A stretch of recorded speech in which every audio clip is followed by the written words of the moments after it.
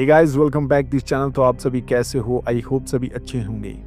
तो कहानी की शुरुआत में हमें अमेरिका का एक शहर दिखाया जाता है जहां पर अमेरिका सैनिकों से बहुत ही बड़ी भूल हो जाती है।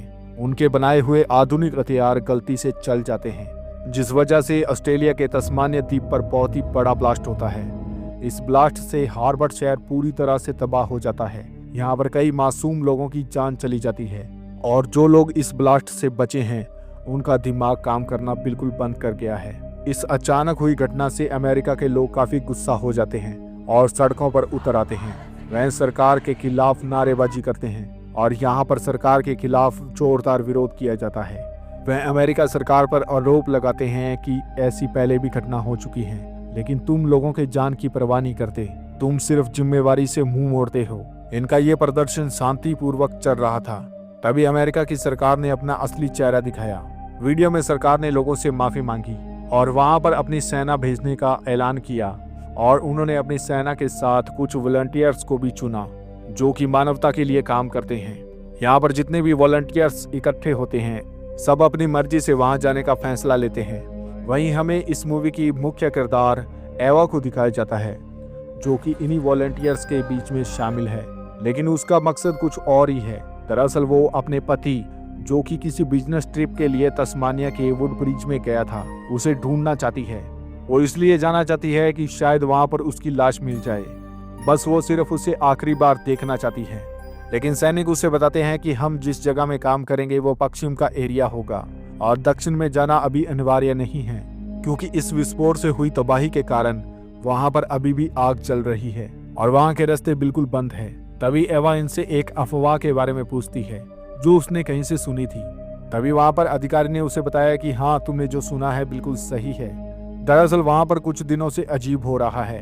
वहां पर मरे हुए शव अचानक जिंदा हो जाते हैं। उनके शरीर में अजीब सी कंपन होने लगती है। वो खड़े हो जाते हैं लेकिन उनका शरीर पूरी तरह से जीवित नहीं है। और अच्छी बात तो ये है कि वहां से कोई भी हिंसा नहीं हुई। अभी वो बिल्कुल शांत है और किसी पे हमला नहीं करते। तुम्हें डरना नहीं है, तुम्हारा काम है मृतक लाशों को इकट्ठा करना। अगर तुम्हें वहां पर कोई ज़ॉम्बी मिले तो बिल्कुल मत डरना, बस एक सिग्नल स्टिक जला देना। सैनिक यहाँ पर आएंगे और अपना काम देखेंगे। जल्दी एवा अपनी टीम के साथ यहाँ से रवाना हो जाती है, लेकिन अब दक्षिण में जाना उसके लिए मुमकिन नहीं है। लेकिन फिर भी वो उम्मीद के साथ जाती है कि शायद उसे दक्षिण में जाने का मौका मिले। इसके बाद वह उत्तरी दिशा के कस्बे में पहुंच जाते हैं। वहां पर दो लोगों की टीम बना दी जाती है जो कि घरों के अंदर जाकर लाशें ढूंढते हैं। घरों के अंदर अंधेरा और भारी माहौल होता है जहां कई लाशें दिखाई नहीं देती, इसलिए उन्हें अंदर तक जाना पड़ता है। तभी हम यहाँ पर एक परिवार को देखते हैं जो कि शाम की चाय पीते पीते मारे गए। अब वो जमीन पर सलीके से लेटे हुए हैं। लाशों को सड़क के किनारे रखा जाता है जहाँ से एक ट्रक उन्हें उठाकर लेकर जाता है। एवा पहली बार इतनी सारी लाशें देखकर सन्न रह जाती है। वह सड़क के किनारे काफी देर तक खड़ी रहती है जैसे सदमे में हो, फिर खुद को संभालती है और साथी के साथ अगले घर में जाती है। वहां पर एक बूढ़ा आदमी लिविंग रूम में मरा पड़ा था। वहां पर कोई हलचल नहीं थी। पास ही में यहाँ पर बहुत सारी मछलियां मरी पड़ी थी। वह यहाँ से लाशों को बाहर निकालते हैं। घर के आगे एक जोड़ा नहाते हुए मरा पड़ा था। शायद उनका प्यार अभी अधूरा रह गया। अब वो बुरी तरह से सड़ने लगे हैं। इसी तरह घर घर जाकर वह लाशों को इकट्ठा करते रहते हैं। हर लाश के पीछे एक टूटे हुए परिवार की कहानी छुपी होती है जो एवा के दिल को और भी ज्यादा दुखी करती है। इस बार उन्हें एक विशाल शव मिला जिसे इन दोनों ने मिलकर काफी मुश्किल से उठाया।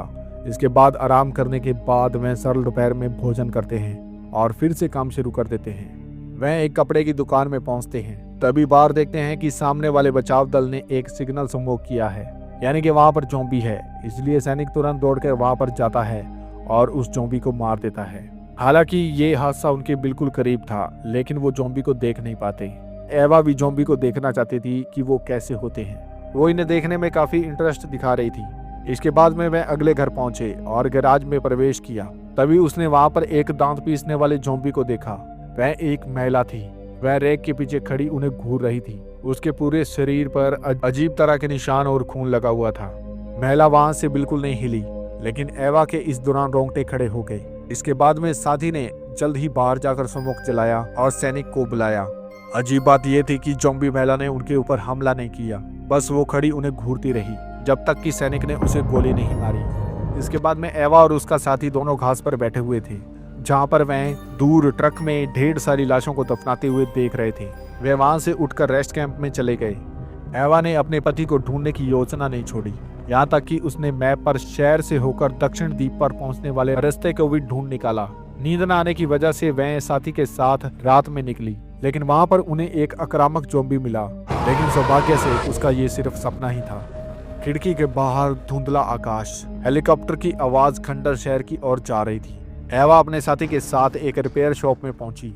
यहाँ कुछ मोटरसाइकिल थी। एवा के साथी को ये बाइक बहुत ही पसंद आया। एवा ने देखा कि उसका साथी मोटरसाइकिल चला सकता है, इसलिए उसने उससे मदद मांगी। उसने कहा कि मैं अपने पति को ढूंढना चाहती हूँ, इसलिए मुझे तुम्हारी मदद चाहिए। लेकिन तभी उन्हें नहीं पता था कि उस वक्त जमीन पर एक लाश ने अचानक आंखें खोल ली है। साथी ने एवा की रिक्वेस्ट मान ली। उसने कहा ठीक है कि हम वहाँ पर चलते हैं, क्योंकि वो भी इस माहौल में एक एडवेंचर चाहता था। वो यहाँ से निकलने ही वाले थे कि तभी हम देखते हैं कि अंदर एक महिला खड़ी थी। जिज्ञासा में एवा धीरे धीरे उसके पास गई, लेकिन वो महिला खड़ी हुई सिर्फ अपने दांत चबा रही थी, जैसे कि उसकी जिंदगी अभी अधूरी है। इसके बाद में एवा और उसके साथी सैनिकों से बचते हुए मोटरसाइकिल को धकेलकर आगे ले जाते हैं और इसके बाद में उनकी नाइट जर्नी शुरू हो जाती है। उन्होंने मोटरसाइकिल काफी तेज भगाया।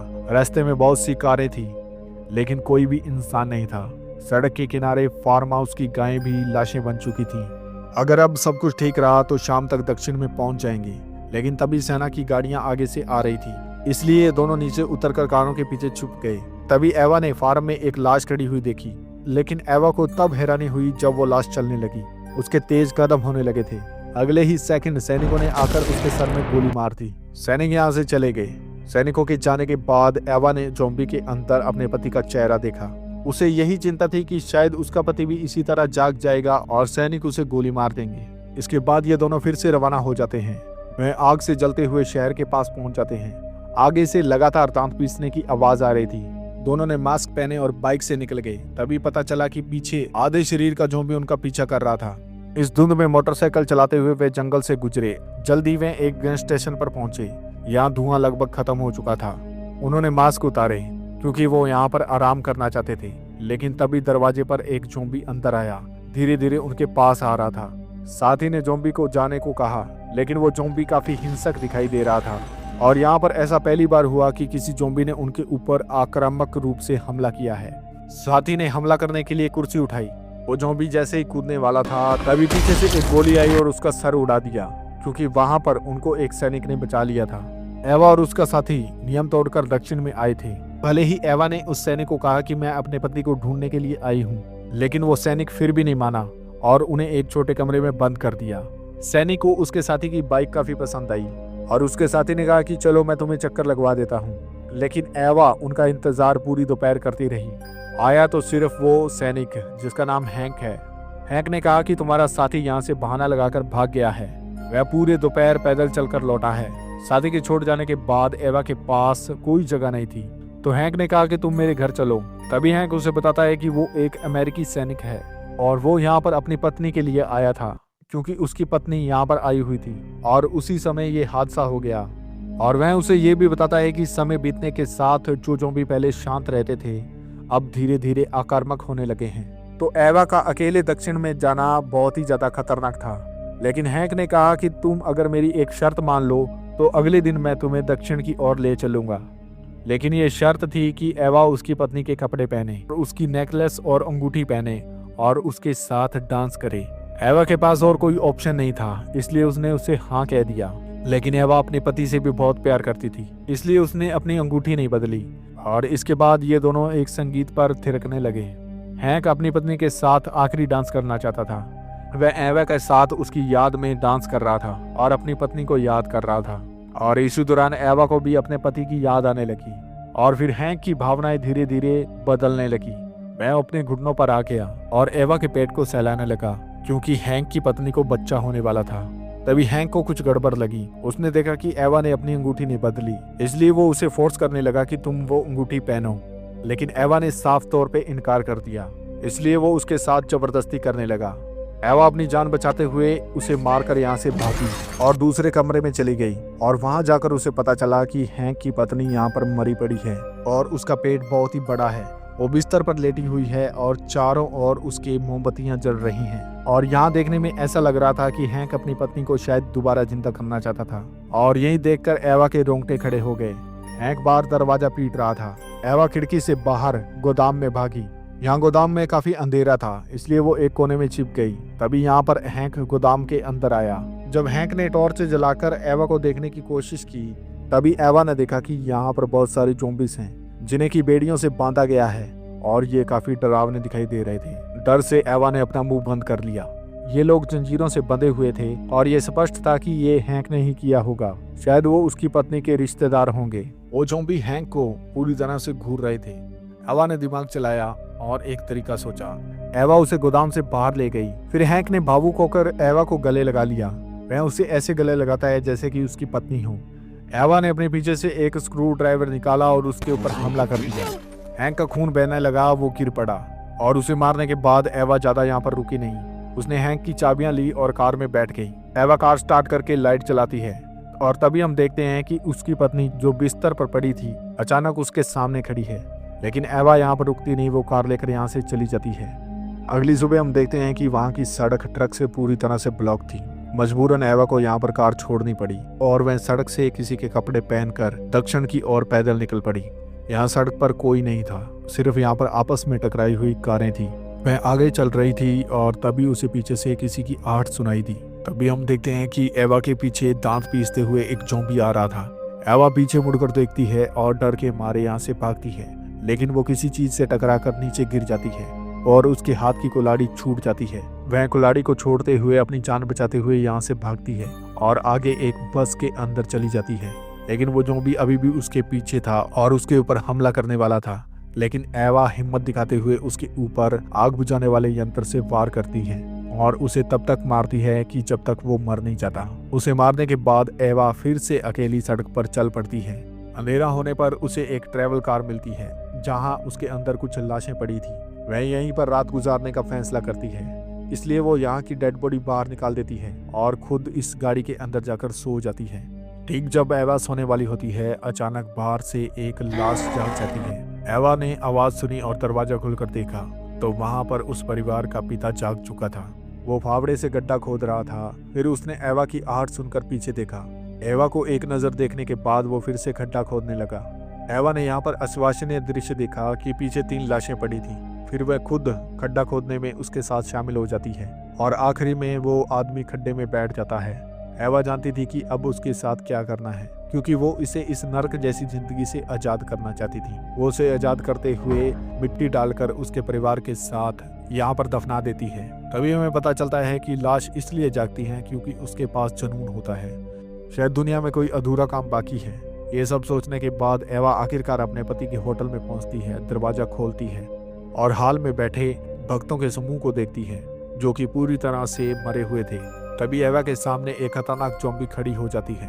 वो वास्तव में सुरक्षित नहीं थी क्योंकि उसे पता नहीं था कि ज़ॉम्बी के काटने पर वायरस फैलेगा या नहीं। जल्द ही एवा पति के कमरे में पहुंची, दरवाजा खोलकर अंदर गई। पति बिस्तर के पास फर्श पर मरा पड़ा था। लाश काली और बदबूदार हो चुकी थी, लेकिन उसके जागने का कोई संकेत नहीं। एवा ने कमरे में 2 गिलास देखे, फिर वहां पर एक लिपस्टिक का निशान था। उसे कुछ समझ आया। वहां पर उसे एक महिला का ब्रेक बेज मिला। फिर उसने बाथरूम में पति की उतारी हुई अंगूठी देखी। तभी उसे पता चला कि जो सिद्धांत पर अड़ी थी, पति का यहाँ पहले ही खत्म हो चुका था। सामने मरे हुए पति को महिला ने जगाने की कोशिश की। उसे मिलने के बाद वो उसे आखिरी अलविदा कहना चाहती थी, लेकिन पति जमीन पर पड़ा रहा। वह बिल्कुल भी नहीं हिला। शायद उसके पास दुनिया में कोई अधूरा काम नहीं बचा था। यह नतीजा देखकर वह रोने लगती है। एवा ने हार मान ली थी। वह अपनी शादी की अंगूठी उतार देती है और काउंटर पर रख देती है आखिरी अलविदा के रूप में। तभी उसका साथी यहाँ पर पहुंच जाता है, क्योंकि दरअसल वो वहां से भागा नहीं था, उसे उस सैनिक ने भटकाया था। इसके बाद इन दोनों ने मिलकर पति की लाश को समुद्र के किनारे ले जाकर एक छोटी नाव में रखा और आग लगाकर समुद्र में बहा दिया। उसका समुद्री अंतिम संस्कार किया गया। इस पल एवा की इच्छा पूरी हो गई। इसके बाद में एवा और उसका साथी यहाँ से जा रहे थे तो बीच रास्ते में उन्हें एक महिला दिखी। एवा ने सामने वाली महिला में कुछ असामान्य देखा तो वह कार से उतर के उसके पास गई। देखा कि महिला की स्कर्ट पर खून लगा हुआ है। शायद वो गर्भवती थी, लेकिन उसके पेट में बच्चा नहीं था। महिला ज़ॉम्बी ने उन्हें दिशा दिखाई। तभी एवा और उसके साथी दौड़कर उस तरफ गए। तभी उन्होंने देखा कि वहां पर एक नवजात बच्चा रो रहा है। ये देखने के बाद उन्हें बिल्कुल भी विश्वास नहीं हुआ कि एक ज़ॉम्बी महिला ने एक स्वस्थ बच्चे को जन्म दिया है। तो इसी के साथ इस मूवी का अंत होता है। तो आपको ये मूवी कैसी लगी कमेंट बॉक्स में जरूर लिखिएगा। तो मिलते हैं फिर नेक्स्ट वीडियो में, तब तक के लिए गुड बाय।